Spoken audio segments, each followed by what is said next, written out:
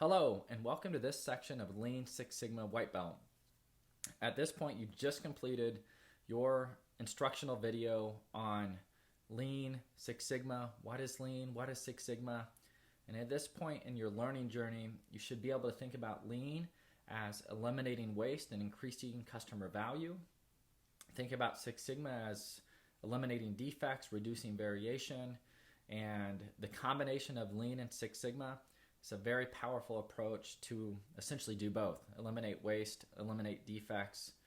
And this section of White Belt is going to cover what I would consider a very fundamental piece of Lean Six Sigma, and that's called the DMAIC improvement methodology.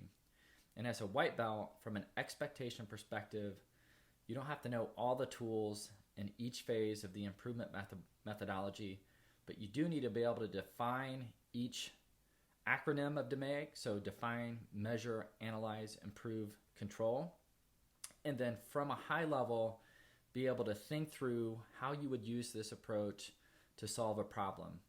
So let's jump right in, and this is what the improvement methodology looks like from a very simple perspective. And as a White Belt, I'm challenging you to stay at this very high level, and as you get more sophisticated and learn more about the improvement sciences and Lean Six Sigma, there are literally tons of different tools that go into each one of these process steps in the DMAIC improvement methodology.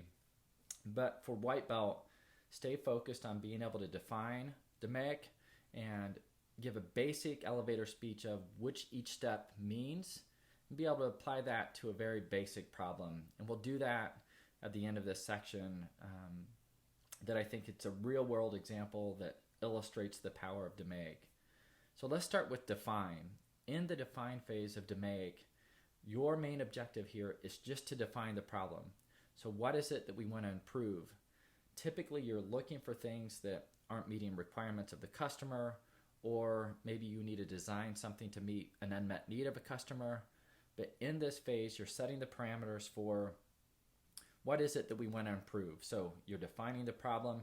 In this phase, you're also identifying what we would call key stakeholders. So who are those people, those teams, those organizational functions that would need to be engaged in the change to help you drive improvement? So in this phase of define, think about scoping your problem, who needs to be on the team, who can sponsor your work, and who are the right members to be in place to help you drive change. So from a define perspective, a problem well defined is a problem half solved. So that's one thing that I always think about in define is if we can scope this problem really clear, it sets us up for success as we move through measure, analyze, improve, and control. So define, high level, think about defining the problem. If we jump to measure, so in the measure phase, you're looking for data and you're looking for insights that help you learn more about your problem. So at this point, you've defined your problem. Now you're moving into measure, and you're asking the question, what data do we have to help us ultimately decide if change is an improvement? That's a big question, is how will we know change is an improvement? So what data do we have to help us measure the process? Another key piece that happens in measure, and it also happens in analyze, is mapping your process.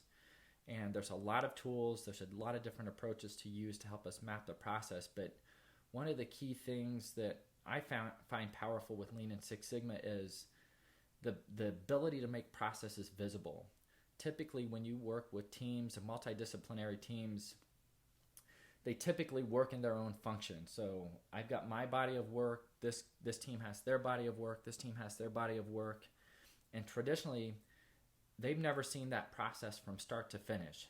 So they know that everyone plays a role in that process that ultimately delivers an outcome to a customer, but sometimes they never see how all their work aligns and integrates.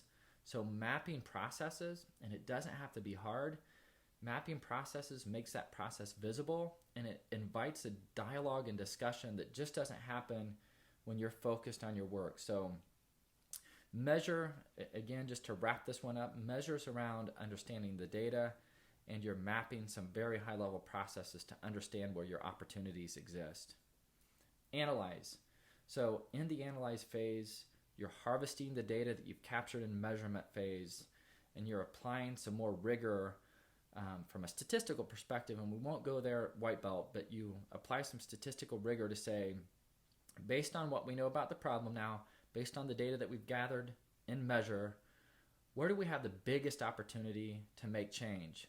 So analyze, think about root cause analysis. So you're trying to find, where do we have the biggest opportunity to make the biggest impact? Because what you'll see as you go through DMAIC, that typically when you get to analyze phase, people are starting to think about, well, this can be a change concept we can implement. This can be a change concept. You typically have multiple change concepts to choose from.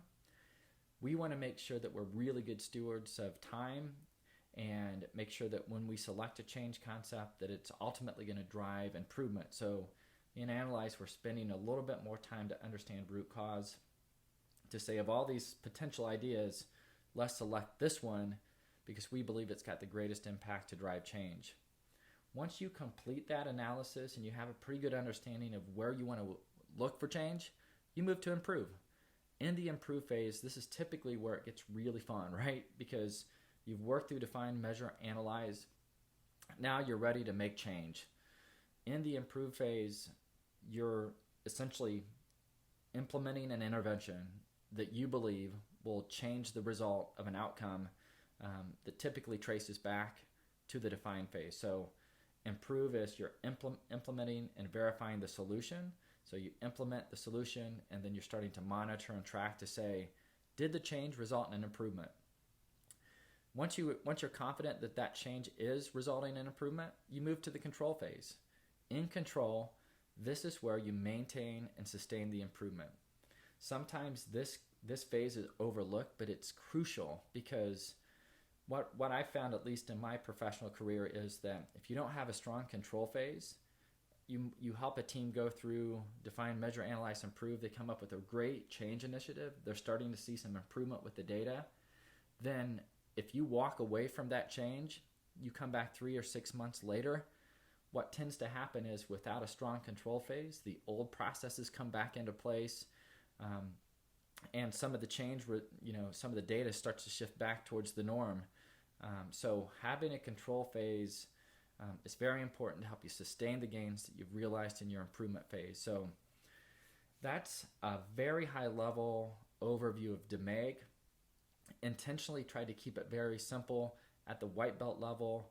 Again, the expectation is being able to define DMAIC, so it's define, measure, analyze, improve, and control, and be able to kind of have a mental model of how you use the DMAIC improvement methodology to solve a problem. And I'm going to give kind of a silly example. It's an example I've used in the past. It's something that we can all wrap our minds around. So here's the problem statement. I'm going to walk through DMAIC with this real world example. So I went to the doctor. My doctor said over the last 10 years, or over the last couple years, let's just go 2 years. Over the last 2 years, you've gained 10 pounds. And he was starting to get concerned about my diet. He was asking me about exercise.